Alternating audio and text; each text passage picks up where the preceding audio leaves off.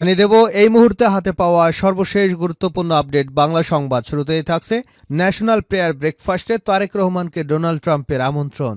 যুক্তরাষ্ট্রের নতুন president Donald ট্রাম্পের ন্যাশনাল প্রেয়ার ব্রেকফাস্টে অংশ নেবার জন্য আমন্ত্রণ পেয়েছেন বিএনপির ভারপ্রাপ্ত চেয়ারম্যান তারেক রহমান সহ দলের ৩ জন। শনিবার বিএনপির মিডিয়া সেলের সদস্য শাহরুল কবির খান এ তথ্য নিশ্চিত করেছেন। আমন্ত্রিত অন্য দুজন হলেন বিএনপির মহাসচিব মির্জা ফখরুল ইসলাম আলমগীর এবং দলের চেয়ারপারসন ফরেন অ্যাফেয়ার্স অ্যাডভাইজারি কমিটির সদস্য আমির খসরু মাহমুদ চৌধুরী।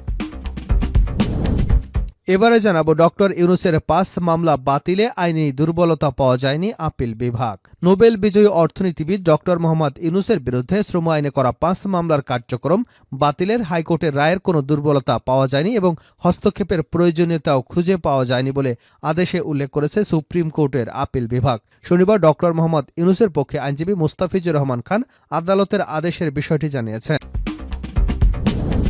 জানাবো হাসিনাকে উৎখাতে যুক্তরাষ্ট্রের ভূমিকা নেই, এটা ভারতও বিশ্বাস করে। মার্কিন জাতীয় নিরাপত্তা উপদেষ্টা জ্যাক সুলিভান বলেছেন, শেখ হাসিনার পতনে যুক্তরাষ্ট্রের যে কোনো ভূমিকা নেই সেটা ভারতীয় ঊর্ধ্বতন কর্মকর্তারাও বিশ্বাস করেন। হোয়াইট হাউসের রুজভেল্টের রুমে সাংবাদিকদের একটি নির্বাচিত দলের সঙ্গে কথা বলার সময় তিনি এ মন্তব্য করেন। এবারে থাকছে এক প্রতিষ্ঠানই পাচার করেছে $20 বিলিয়ন। বাংলাদেশ ব্যাংকের গভর্নর ডক্টর আহসানাইস মনসুর বলেছেন, বাংলাদেশে দিনে দুপুরে এমনভাবে চুরি হয়েছে যা বিশ্বের আর কোথাও হয়নি। শুধু চট্টগ্রাম ভিত্তিক একটি গ্রুপই $20 বিলিয়ন। এদিকে বাংলাদেশ খেলাফত মজলিসের আমির হলেন মাওলানা মামুনুল হক। খেলাফত মজলিসের আমির নির্বাচিত হয়েছেন মাওলানা মামুনুল হক। তিনি এতদিন সংগঠনটির মহাসচিবের দায়িত্ব আছেন। আর মহাসচিব নির্বাচিত হয়েছেন মাওলানা জালালউদ্দিন, যিনি যুগ্ম মহাসচিব ছিলেন। এবং সর্বশেষ জানাবো আন্তর্জাতিক সংবাদ। যেন বোমা হামলা হয়েছে, এ যেন যুদ্ধের দৃশ্য। দাবানল সম্পর্কে বাইডেন। যুক্তরাষ্ট্রের লস অ্যাঞ্জেলসের ভয়াবহ দাবানল নিয়ে মার্কিন প্রেসিডেন্ট জো বাইডেন বলেছেন, দাবানল দেখে মনে হচ্ছে কেউ যেন বোমা ফেলেছে। এক প্রতিবেদনে বার্তা সংস্থা এপি জানিয়েছে, ভয়াবহ দাবানলে গত 5 দিন ধরে পড়ছে যুক্তরাষ্ট্রের লস অ্যাঞ্জেলস। সবশেষ এতে 11 জনের মৃত্যুর খবর পাওয়া গেছে। এছাড়া ভয়াবহ দাবানলে এখন পর্যন্ত শহরটির 10,000-এরও বেশি অবকাঠামো ধ্বংস হয়ে গেছে, আর পুড়ে গেছে 35,000 একর জমি। এতক্ষণ শিরোনাম শুনছিলেন, এবার বিস্তারিত। প্রিয় দর্শক, আপনি যদি এই চ্যানেলে নতুন হয়ে থাকেন, ভিডিওটি দেখতে দেখতে চ্যানেলটি সাবস্ক্রাইব করে আমাদের সঙ্গে থাকুন। আর এই ভিডিও সম্পর্কে আপনি আপনার মূল্যবান মতামতটি কমেন্ট বক্সে জানিয়ে দিন। আর হ্যাঁ প্রিয় দর্শক, জানিয়ে দিন ভিডিওটি কোথা থেকে দেখছেন। ন্যাশনাল প্রেয়ার ব্রেকফাস্টে খালেদা জিয়া তারেক রহমানকে ডোনাল্ড ট্রাম্পের আমন্ত্রণ। যুক্তরাষ্ট্রের নতুন প্রেসিডেন্ট ডোনাল্ড ট্রাম্পের ন্যাশনাল প্রেয়ার ব্রেকফাস্টে অংশ নেবার জন্য আমন্ত্রণ পেয়েছেন বিএনপি চেয়ারপারসন বেগম খালেদা জিয়া এবং ভারপ্রাপ্ত চেয়ারম্যান তারেক রহমান সহ দলের 4 জন। শনিবার বিএনপির মিডিয়া সেলের সদস্য শাহরুল কবির খান এ তথ্য নিশ্চিত করেছেন। আমন্ত্রিত অন্য দুজন হলেন বিএনপির মহাসচিব মির্জা ফখরুল ইসলাম আলমগীর এবং চেয়ারপারসন ফরেন অ্যাফেয়ার্স অ্যাডভাইজারি কমিটির সদস্য আমির খসরু মাহমুদ চৌধুরী। শাহরুল কবির খান জানান, আগামী 5 থেকে 6 ফেব্রুয়ারি 2025 ওয়াশিংটন ডিসিতে এই অনুষ্ঠান অনুষ্ঠিত হবে। শুক্রবার বিএনপির মহাসচিব আমন্ত্রণপত্র পেয়েছেন। ডক্টর ইউনূসের 5 মামলা বাতিলে আইনি দুর্বলতা পাওয়া যায়নি আপিল বিভাগ। নোবেল বিজয়ী অর্থনীতিবিদ ডক্টর মোহাম্মদ ইউনূসের বিরুদ্ধে শ্রম আইনে করা 5 মামলার কার্যক্রম বাতিলে হাইকোর্টের দেওয়া রায়ে কোনো আইনি দুর্বলতা বা হস্তক্ষেপের প্রয়োজনীয়তা খুঁজে পাওয়া যায়নি, এমনটাই আদেশে উল্লেখ করেছে সুপ্রিম কোর্টের আপিল বিভাগ। শনিবার ডক্টর মোহাম্মদ ইউনূসের পক্ষে আইনজীবী মুস্তাফিজুর রহমান খান আদালতের আদেশে বিষয়টি জানিয়েছেন।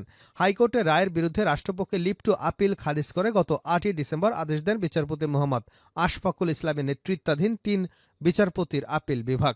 ওই পূর্ণাঙ্গ আদেশ সম্প্রতি প্রকাশিত হয়েছে। আপিল বিভাগের এই আদেশে বলা হয়েছে যে হাইকোর্টের রায় এবং আদেশে কোনো আইনি দুর্বলতা বা আইনিভাবে হস্তক্ষেপের প্রয়োজনীয়তা খুঁজে পাওয়া যায়নি। সে অনুসারে লিভ টু আপিলগুলো খারিজ করা হলো। ডক্টর মোহাম্মদ ইউনূসের বিরুদ্ধে যখন শ্রম আদালতে পৃথক 5টি মামলা হয়, তখন তিনি গ্রামীণ টেলিকমিউনিকেশনসের চেয়ারম্যান ছিলেন। প্রস্তাবিত ট্রেড ইউনিয়ন ঘিরে কর্মীর চাকুরি চুক্তির অভিযোগ তুলে 2019 সালে মামলাগুলো করা হয়।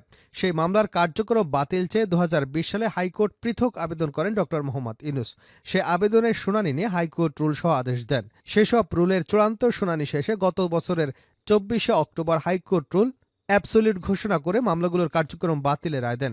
হাইকোর্ট সে রায়ের বিরুদ্ধে রাষ্ট্রপক্ষের পৃথক 5টি লিভ টু আপিল করে। শুনানি শেষে সেই লিভ টু আপিলগুলো খারিজ করে গত 8 ডিসেম্বর আপিল বিভাগে আদেশ দেন।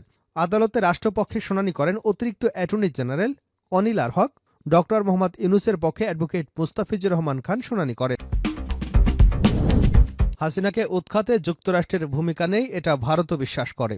মার্কিন জাতীয় নিরাপত্তা উপদেষ্টা জ্যাক সুলিভান বলেছেন, শেখ হাসিনার পতনে যুক্তরাষ্ট্রের যে কোনো ভূমিকা নেই, সেটা ভারতীয় ঊর্ধ্বতন কর্মকর্তারাও বিশ্বাস করেন। হোয়াইট হাউসের রুজভেল্ট রুমে সাংবাদিকদের একটি নির্বাচনী দলের সঙ্গে কথা বলবার সময় তিনি এ মন্তব্য করেন। শুক্রবার রাতে এক প্রতিবেদনে জানিয়েছে ভারতীয় সংবাদ মাধ্যম হিন্দুস্তান টাইমস। অবশ্য হাসিনাকে উৎখাতে যুক্তরাষ্ট্রের কোনো ভূমিকা নেই বলে আগেই জানিয়েছিল ওয়াশিংটন। এমনকি বাংলাদেশের মার্কিন হস্তক্ষেপের অভিযোগ কেবলই মিথ্যা বলেও গত বছরের অগাস্টে আখ্যায়িত করে দেশটি। সংবাদ মাধ্যম বলছে, বাংলাদেশে ছাত্র জনতার গণঅভ্যুত্থানের মাধ্যমে পালাবদল ঘটেছে এ কয়েক মাস আগেই। সম্প্রতি দিল্লি সফর সম্পন্ন করেছেন মার্কিন জাতীয় নিরাপত্তা উপদেষ্টা জ্যাক সুলিভান। তিনি বলেন, ঢাকায় যা ঘটেছে তার নেপথ্যে ওয়াশিংটনের হাত থাকতে পারে বলে যে ধারণা তৈরি হয়েছে তা ভিত্তিহীন এবং ভুয়া। তিনি আরও বলেছেন, ভারতের শীর্ষ পর্যায়ের কর্মকর্তারাও বিশ্বাস করেন না যে বাংলাদেশের ঘটনার সঙ্গে যুক্তরাষ্ট্রের কোনো সংশ্লিষ্টতা আছে। এর আগে হাসিনাকে উৎখাতে যুক্তরাষ্ট্রের কোনো ভূমিকা নেই বলে জানিয়েছিল হোয়াইট হাউস।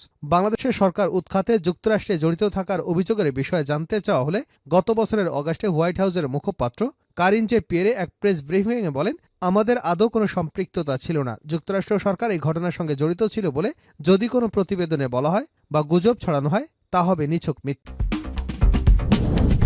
সর্বশেষ জানাবো আন্তর্জাতিক সংবাদ। যেন বোমা হামলা হয়েছে, এ যেন যুদ্ধের দৃশ্য। দাবানল সম্পর্কে বাইডেন। যুক্তরাষ্ট্রের লস অ্যাঞ্জেলসের ভয়াবহ দাবানল নিয়ে মার্কিন প্রেসিডেন্ট জো বাইডেন বলেছেন, দাবানল দেখে মনে হচ্ছে যে কেউ বোমা ফেলেছে। এক প্রতিবেদনে বার্তা সংস্থা এএফপি জানিয়েছে, ভয়াবহ দাবানলে গত ৫ দিন ধরে পড়ছে যুক্তরাষ্ট্রের লস অ্যাঞ্জেলস। অবশেষে এতে ১১ জনের মৃত্যুর খবর পাওয়া গেছে। এছাড়া এই ভয়াবহ দাবানলে এখন পর্যন্ত শহরটির ১০,০০০-এরও বেশি অবকাঠামো ধ্বংস হয়ে গেছে, আর পুড়ে গেছে ৩৫,০০০ একর জমি। আবহাওয়া বিষয়ক সরকারি সংস্থা অ্যাকুয়েদার শুক্রবার জানিয়েছে, বাংলাদেশ খেলাফত মজলিসের আমির হলেন মওলানা মামুনুল হক। বাংলাদেশ খেলাফত মজলিসের আমির নির্বাচিত হয়েছেন মওলানা মামুনুল হক। তিনি এতদিন সংগঠনটির মহাসচিবের দায়িত্বে ছিলেন, আর মহাসচিব নির্বাচিত হয়েছেন মওলানা জালালউদ্দিন, যিনি যুগ্ম মহাসচিব ছিলেন। শনিবার রাজধানীর ডিপ্লোমা ইঞ্জিনিয়ার্স ইনস্টিটিউটে অনুষ্ঠিত মজলিসের শুরার অধিবেশনে এ সিদ্ধান্ত হয়। বাংলাদেশ খেলাফত মজলিসের আমিরের দায়িত্ব পালন করে আসা মওলানা ইসমাইল নূরপুরী সংগঠনটির অভিভাবক পরিষদের চেয়ারম্যান নির্বাচিত হয়েছেন। এ দায়িত্ব পালন করে আসা মওলানা রফিকুল হক সম্প্রতি ইন্তেকাল করেন।